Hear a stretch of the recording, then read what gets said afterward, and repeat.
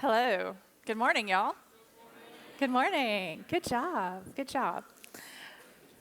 As Nathan mentioned, I'm Leah Finn. And guys, I didn't know what he was going to say beforehand, if he was going to wax eloquent about how much he loved me and how brilliant I was, or if he was going to just kind of keep it short. So he kept it short. So I'm going to tell you a little bit more about myself. He's laughing, guys.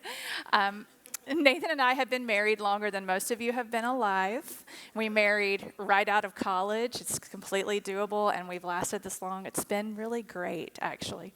I'm the mother of 4 kids. We call them the Finlings. Yeah, I know.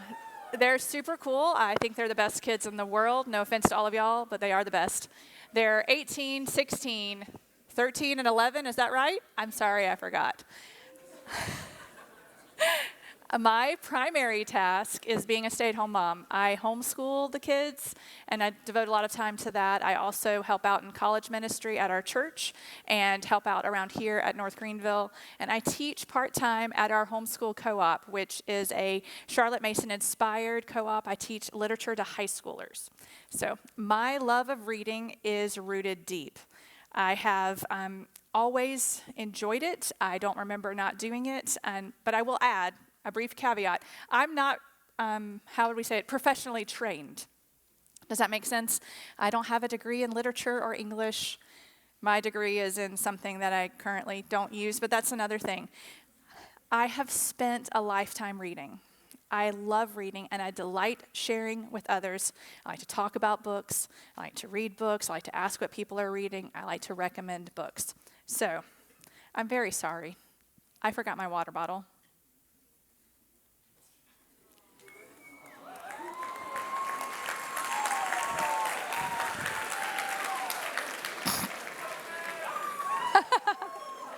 That is servant leadership, guys, and was not planned.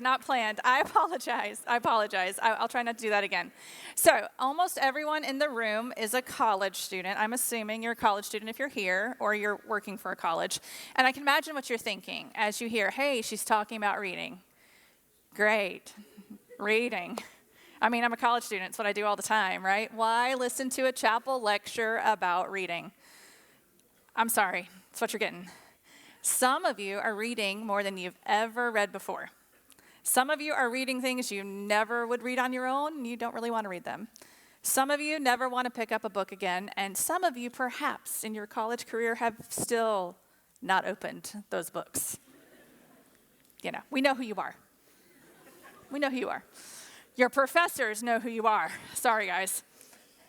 I would like to make a case to you that reading good books contributes to human flourishing. So if you're wondering what qualifies as a good book, don't worry, I'm going to get to that. But let me give you a little bit of my credentials. I've told you, I've read my whole life. My extreme bookworm status, I like to call it a bibliophile, but I'm a bookworm, was being the first name on a library checkout card for as many books in the McDuffie County Library as possible. So y'all are like, what's a library checkout card? Let me show you for all you youngsters out there. This is a library checkout card. Can you see it? It would go on the back of the book, and the title of the book would be up here, and you get to sign your name on it. And my goal was to be the first name on that card as much as possible. Y'all, I achieved it. My name was on there, and then sometimes there's this other kid who tried to get their name on there first. I didn't like that kid. We were enemies. They didn't know it, but we were. So I would sign my name, and they'd stamp the date on it, and they'd file it away, and then they'd give me a card that would show when my book was due. I wanted my name to be first. I would check out the maximum number of books each week. It was like 20. I would read them, and then I would promptly return them the next week for another set. When I was a child, I was not disciplined by being grounded or spanked. Y'all, my parents took away my books. It's sad. I heard that. It was a sad life. My mom would say, go outside and play, and I would try to smuggle my books outside and just be reading them, and yeah. I don't remember a time when I didn't love to read. I also don't remember learning to read. I just know I always liked it. I wanted to grow past the picture books, like Chicka Chicka Boom Boom and like Curious George. And I begged her, please bring me home a real book, a chapter book. Okay, chapter book. big steps. So she brought me home the most beautiful, gorgeous book I'd ever seen. And I brought it here for y'all. Nancy Drew. That is the right response. That is the right response. This book was the prettiest thing I'd ever seen. This yellow spine, it was just amazing. Nancy had this gorgeous strawberry blonde hair that everybody wanted to have, and she was smart, and she was funny, and she solved mysteries. She solved at least 55 original mysteries, and I wanted to read every one. So my aunt loved Nancy Drew books, and she had a collection, and I got to take them home one summer, and I read all of them. And then every birthday or Christmas, I would get another Nancy Drew. Y'all, I still have a collection of Nancy Drew books. I don't have all 55, but I keep a list running. So if I ever find one that I'm missing, I add to it. That stirs memories and invokes emotions and reminds me of why I love to read. Good books are hard to find, but they're so good. And sometimes it's as simple as a child's book. In fact, much of what I'm going to reference are books for kids because they reveal truths that sometimes it's easier to see as an adult reading them. Does that make sense? So let's talk about it. Why should we read good books? Why read good books? Reading good books is important for Christians because God uses words. In the beginning, God created the heavens and the earth. We hear that in Genesis. He said, let there be light. God used words to create. His spoken language made everything that we see and everything that we are. Later, in the New Testament, John 1 says, in the beginning was the Word. And the Word was with God. And the Word, what? Was God. So God used words to create the world, and his Son is the Word. It is through the word Jesus, God made flesh, that we can know God.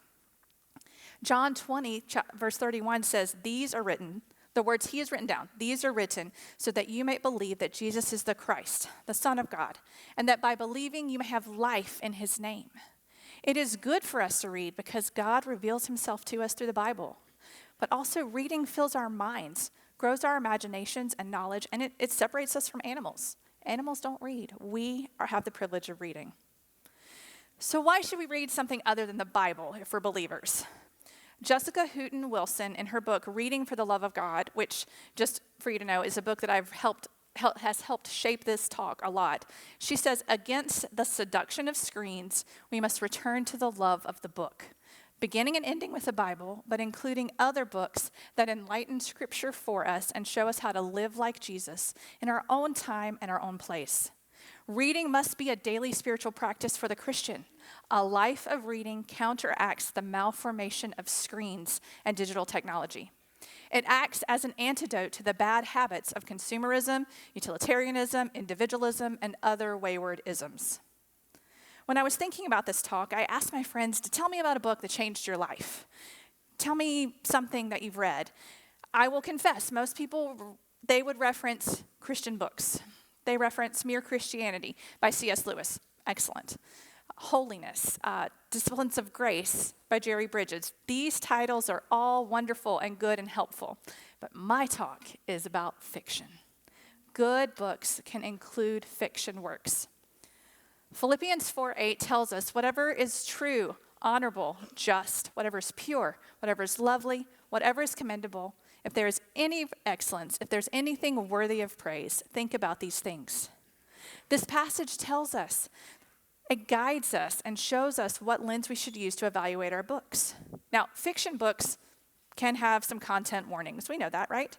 Language, abuse, adult situations, drinking more, but through careful contemplation and by holding those books up to the one true good book, the Bible, we can see beauty, truth, and wisdom in these texts. Experiencing these stories will allow you to see your fellow man in a more compassionate way. We are meant for stories. We have been told stories our whole life, and those stories form us and mold us. In fact, I just finished reading a book this week that's not great literature, no offense, but they said something that stuck with me. Whatever we're longing for, adventure, excitement, emotion, connection, we turn to stories to help us find it. Whatever questions we're struggling with, sometimes questions so deep we don't even really know we're asking them. We look for our answers in stories. So what qualifies as a good book? Now, let me tell you, I don't mean a book that you personally enjoyed, because what this student likes versus what this student likes versus what this adult likes and this child, everybody's different. What you want from your reading life can vary. But to borrow heavily from Wilson's book that I just quoted, I want to make the case that a good book stands the test of time. It is true, good, or beautiful. Does the book speak truth? Is there a timeless value and themes that point to God's character, like love or a sense of place, the value of family, citizenship, compassion? Does the book promote wisdom, or does it lead us astray? Do the sentences or words of the book delight you with beauty? We live in a society that values We live in a society, I can't speak my words today. We live in a society that values usefulness over just about everything else. As in, how does this particular thing serve me and prepare me for the next step? You may see your college classes that way. What classes am I taking so that I can graduate, get a job in the real world, right? Books can often be judged by their usefulness to us. Do they teach us something? Did we grow in an area? Did I get a 100 on a reading quiz because I slogged through that book the professor required? Those sorts of things. Humans are not created to be machines, though, that input words and spit out ideas. We're not AI. We are meant to glorify God and enjoy Him forever. Books can be enjoyable and useful. They can point us to God, to things of beauty, to the plight of suffering in other humans, to joy and magic and whimsy and delight. Good books are enjoyable, even as they shape our lives and develop our souls. So, good books reveal who we are. When I say reveal who we are, I mean they show us our true selves and our need of a rescuer. So, I'm a lifelong Chronicles of Narnia fan. Okay, yeah. It was a beloved series for me as a child.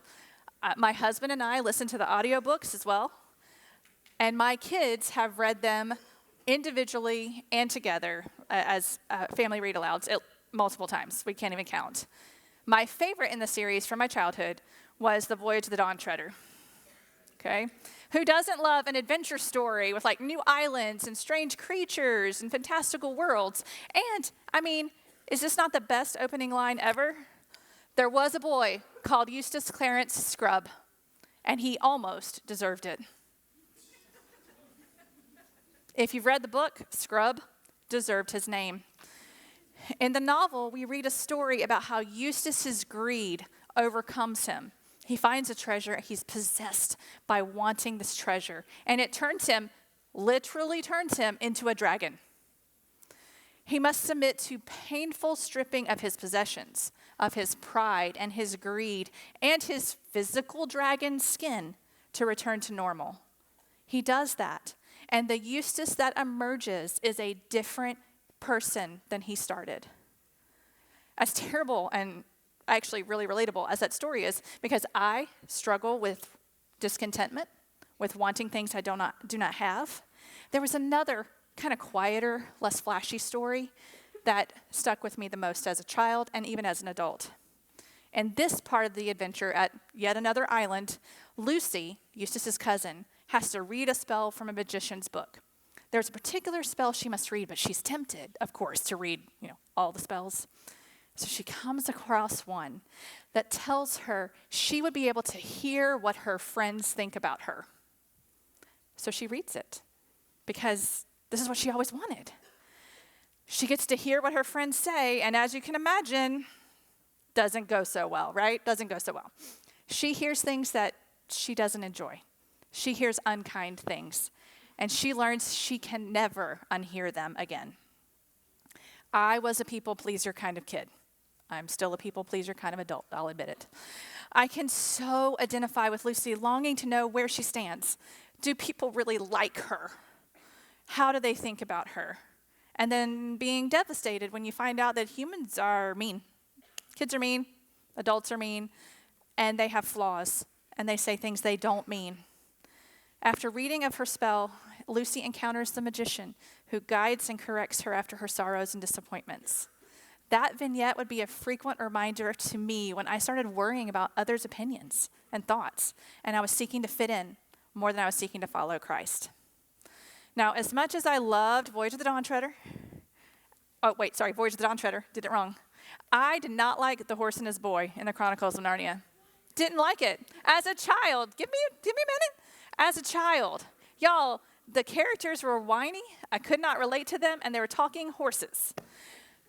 They're always talking animals in Narnia. If you didn't know that, I apologize. Spoiler alert, the animals, some of them talk in Narnia. I didn't love it. But as an adult, there's something about this journey that hits differently. Shasta is the main character. He's the hero. He runs away from a life of slavery into his home country of Narnia. And along the way, he has these encounters with lions and cats. Sometimes they chase him, and sometimes they comfort him. It just varies. Toward the end of the series, it is revealed all of those lions were Aslan, the Christ figure of the series. He said, I was the lion. I was the lion who forced you to join with Aravis. I was the cat who comforted you among the houses of the dead. I was the lion who drove jackals from you while you slept. I was the lion who gave the horses the new strength of fear for that last mile. And I was the lion you do not remember, who pushed the boat in which you lay, a child near dead, so it came to shore where a man sat waiting. Shasta says, so you wounded Aravis? And Aslan says, yes, it was I. Shasta says, but why? Child, said Aslan, I am telling you your story, not hers. I tell no one any story but his own.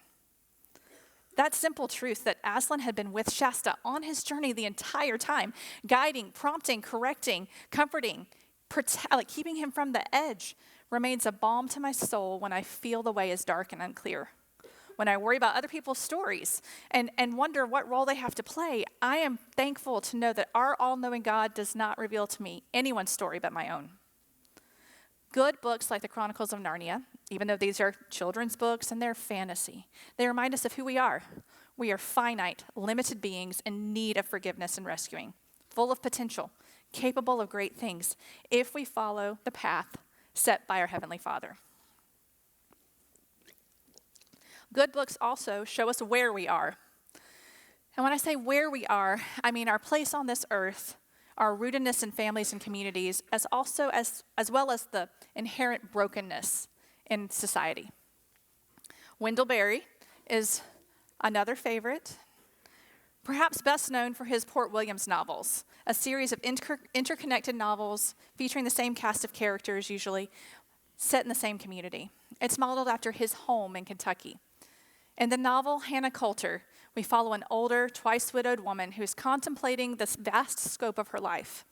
The novel's quiet, reflective. Some might say a little boring, but it's not. It reveals so much about the peace of belonging to a particular place and a particular time and a particular people. Even as changes occur, people die, life moves on, they have a place. One of my dear friends, her name is Janie. She's not a reader. She'll tell you, I don't read many books. She was given Hannah Coulter during a year when grief and loss surrounded her. She lost 2 dear friends, one to suicide and one to cancer. She told me that Hannah Coulter taught her so much about grief, about being in community, about how to relate to others in their friendships and their love and their loss. One of her favorite quotes says, "What is this thread that holds it all together?" This is Hannah speaking. I thought it was grief for a while, and grief is there sure enough, just about all the way through. From the time I was a girl, I have never been far from it. But grief is not a force and has no power to hold. You only bear it. Love is what carries you, for it is always there, even in the dark, or most in the dark, but shining out at times like gold stitches in a piece of embroidery. So as I mentioned at the beginning of the talk, I teach a literature class to homeschool students.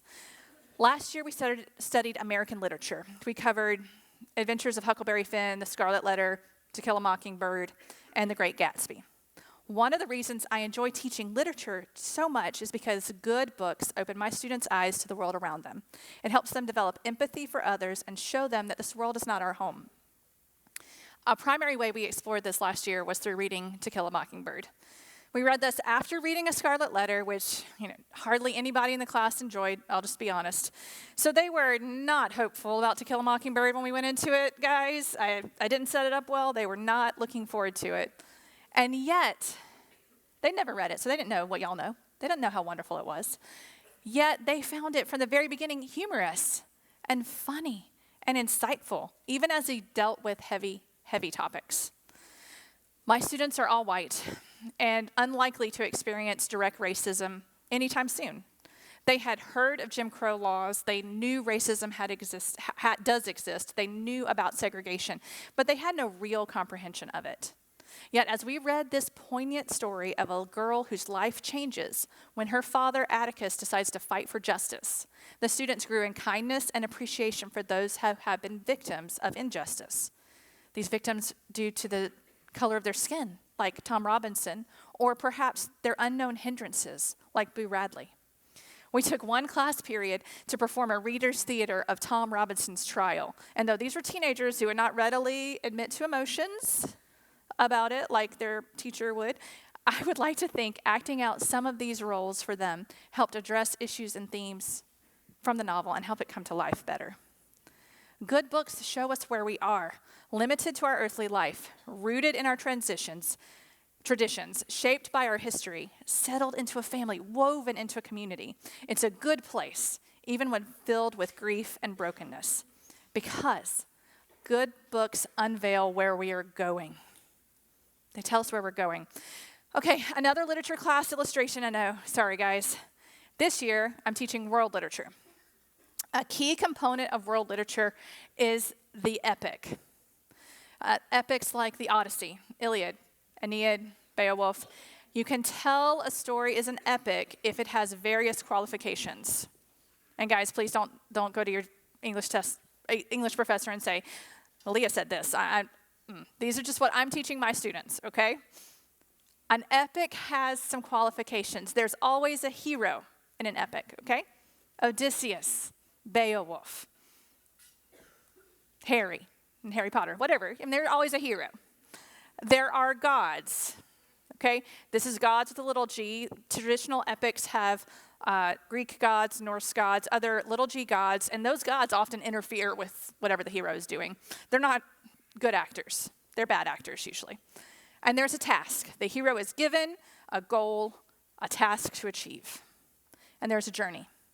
The hero starts at one spot and ends up somewhere totally different. He's on a path. We are a people who love hearing about a journey. From Odysseus' attempts to just return home, doggone it, to a woman, Penelope, who's been waiting for years. Years she has waited for him. To Bilbo's hunting for treasure, or Frodo destroying a ring. To Dorothy just trying to get back home to Kansas. Humankind loves a road trip story. We long for a better place and a new kingdom, an end that justifies the means. Ultimately, we long for a king who will restore all that has been broken and make it new again. So my youngest is listening to the audiobooks of The Lord of the Rings, read by Andy Serkis. It's a fantastic adaptation. Highly recommend it. We recently had some time together, just the two of us, and so we listened to where he is at in The Return of the King. My son was at the part of the story when Aragorn, Elisar, Isildur's heir, visits the houses of healing in Gondor. This is after a battle. There were thousands sick, dead, wounded, dying. The invalids there are sick and fading. They're made ill by true evil as much as by battle wounds. Aragorn sits by their sides, and he calls their names, even appearing to take on their poison and their illness in some way. When Faramir awakes, he simply says, "My king, you called me." Good books remind us where we're going. The earth is not our home. We're just wanderers here. If we are believers in Jesus, we have a king who heals, who restores, and who one day will call us to him for life, life eternal. Books show us where we belong, where we're going. But reading is hard, y'all. Reading's hard, right? And education can suck the joy out of reading. I'm really sorry, but it's true. Is that true? Yeah, it's true. Yeah, it's okay. Your professors know it too. It's okay. When you have to read textbooks that are dry and uninteresting, or books that you don't agree with, it can be difficult to pick up on anything you might find enjoyable. Increasingly, people are not reading books. Our attention is fractured and pulled in many different directions, most of which give us like that quick hit and high from a little 10-second Instagram video or TikTok. We get that real fast. Often, students enter college with underdeveloped reading skills. I'm not saying y'all can't read. I'm not saying that. I think you can read. I hope you can read. My talk is useless if you can't read.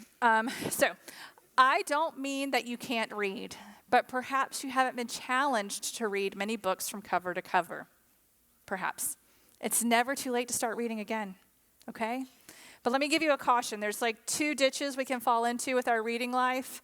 One is this extreme of our modern Instagram curated world that we have to complete our Goodreads challenges and have a beautiful reading log and basically beat your friend with a number of books that you read. Basically do all the bookish things as long as you post about them in some way, right? Because that makes you a better person if you've like read everything on the list, everything Oprah recommends, etc. Or we avoid books entirely. Like we're done with college, we don't ever have to touch a book again. We rely on social media and the internet to keep us informed. We don't have to do it. It's not a competition. It's not a competition. You don't have to complete reading challenges or hit your admittedly arbitrary reading goals or, guys, even finish every book you start. You don't have to do that. Reading will fuel your soul whether you read 3 books a year or 300. If you're reading good books, true and beautiful words, your hearts will be molded and formed. Charlotte Mason is a British educator who developed a school and educational method that has influenced much of my homeschooling. She said the intellectual life, like every manner of spiritual life, has but one food whereby it lives and grows, and that is the sustenance of living ideas. She's talking about these living ideas, these good books, these rich texts. She wants you to saturate yourself with those. So I'm going to say in a room like this, there's a bunch of you who do not enjoy reading, or you don't know where to begin. Maybe you want to begin.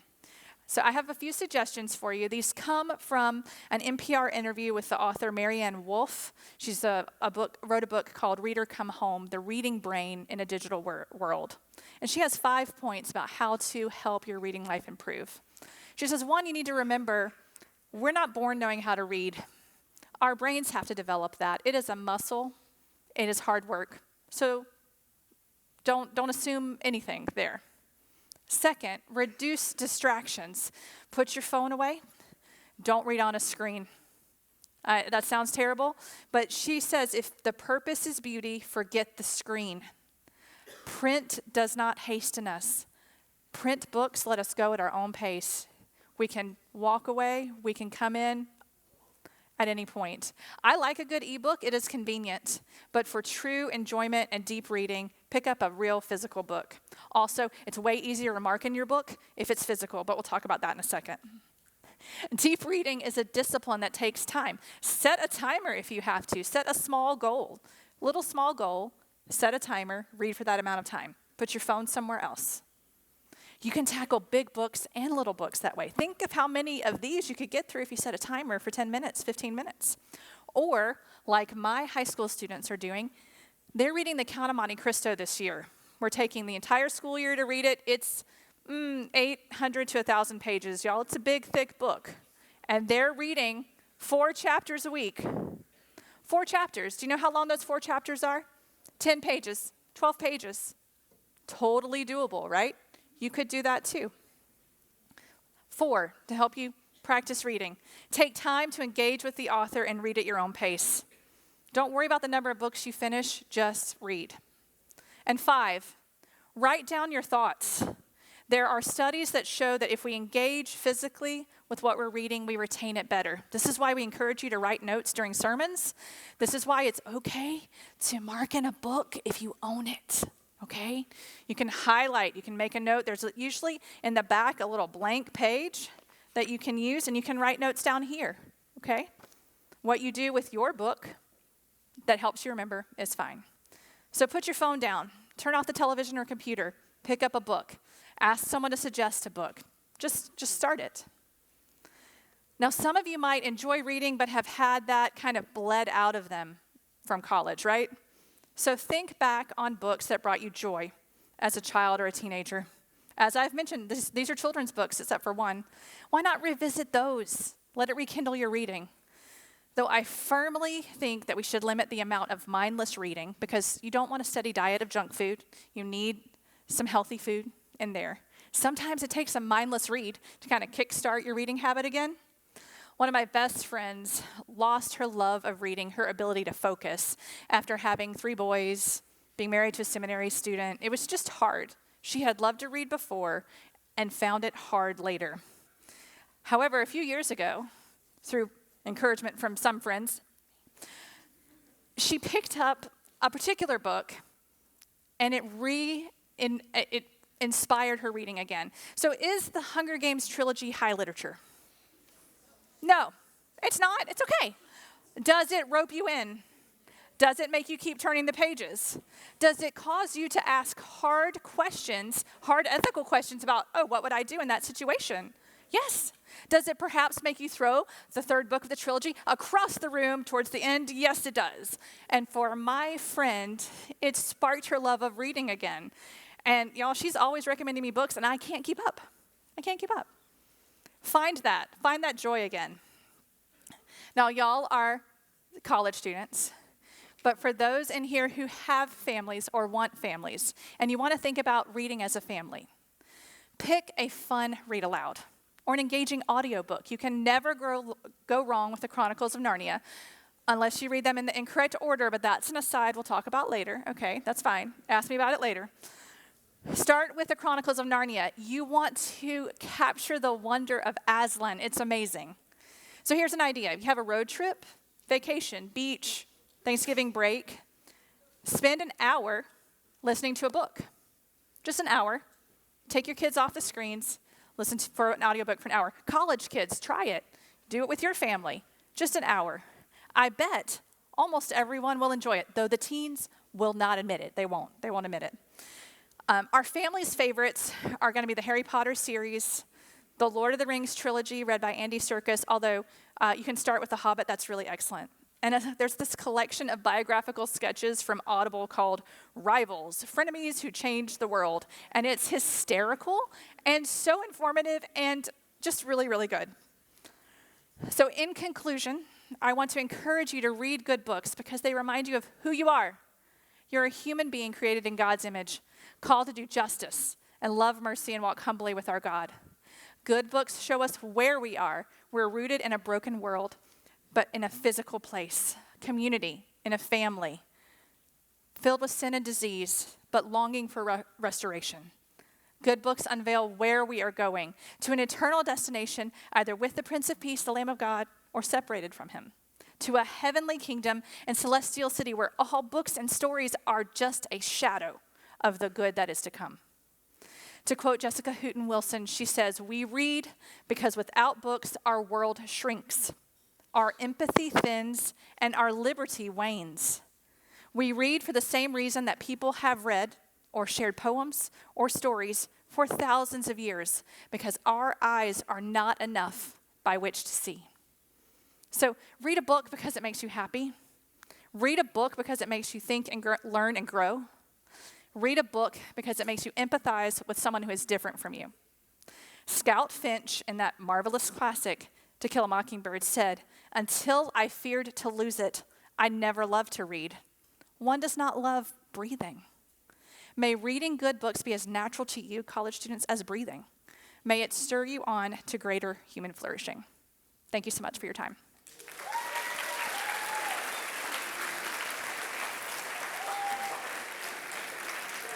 Thank you. So I'm just going to ask you a couple of questions, and then I'll turn a couple to her. We'll wrap up and finish. How many of you grew up with your parents reading to you? All right. Very helpful. Hands down. How many of you have something sitting like on your nightstand, the equivalent of right now, a book? Great. All right. Hands down.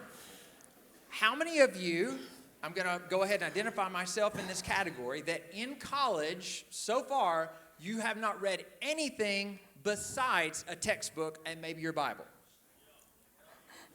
All right, let me give you a little testimony from me quickly here. I opened up my Facebook account. Actually, my friend forced me to, my roommate in college. It was like almost brand new then.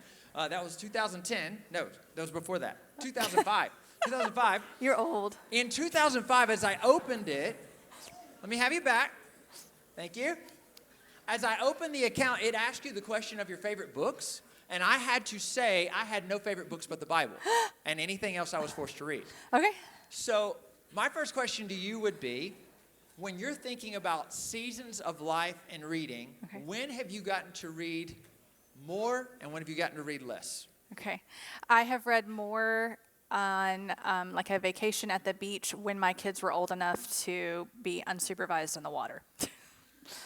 If my kids need supervision, there's no reading that happens at all. So certain seasons, summer's a little slower for reading. So those would be seasons where I have not read as much from start to finish would be small children, nursing babies. But even then I could sneak little minutes of reading while I was feeding a baby, diaper changes in the middle of the night, listen to audiobooks. So my best reading comes during breaks, kind of away from the daily routine. But I also love Christmas break. Like I love a good winter read, like a blanket and a coffee and tea and a good book. I can ignore dishes. I can ignore housework. I can ignore things I'm supposed to read for that. Yeah. So when you think about a book that you might choose to read, how many of you, when you have gotten to breaks so far, have immediately jumped into a book that you have not had the time to before? Okay, it's a few of you. A little more testimony then from my side. As a person who did not, like, you get her and you may say, like, I didn't go sign the card. That was not me. If that's you, we still want to encourage you that reading actually does encourage your human flourishing for all the reasons that she said. The only way to stoke that fire, like all I would read is the Bible and anything I had to read for class. I was going to get my work done, but that was it.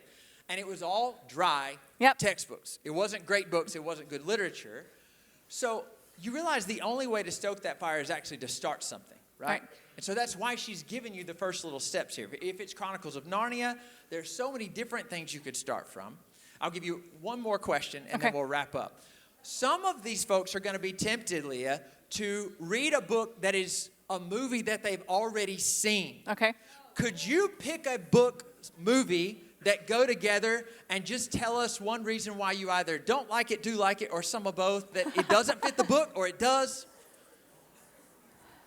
I feel like no matter what I say, I will offend someone. You will? Yes. I will offend someone. I will offend someone. Okay, so have y'all seen the Harry Potter movies? Or are you all too old, too young for that? Okay. Have you read the Harry Potter books? Okay.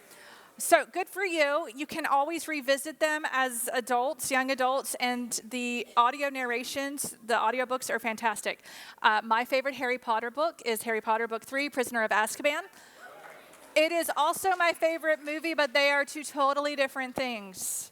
You lose the intricacies, you lose the relationships, you don't understand who all the characters are, but the movie does tell it well.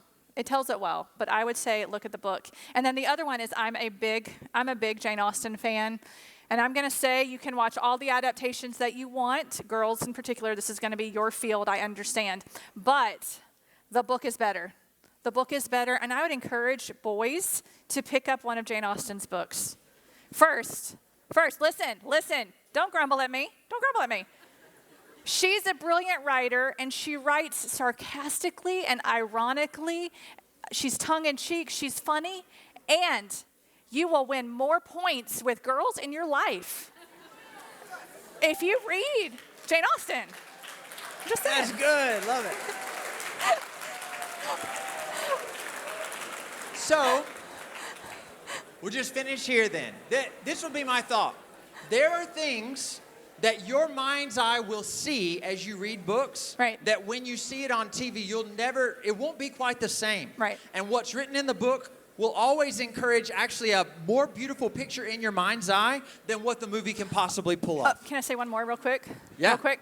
Hey guys, listen, it's Christmas. Shh. It's almost Christmas season because that's what October is. It's almost Christmas season. And everybody knows, shh, stop, don't make me clap. Thank you. All right. Everybody knows the story. Shh. Everybody knows the story of A Christmas Carol because you've seen like the Mickey Mouse version or like the Jim Henson version or something like you've seen it.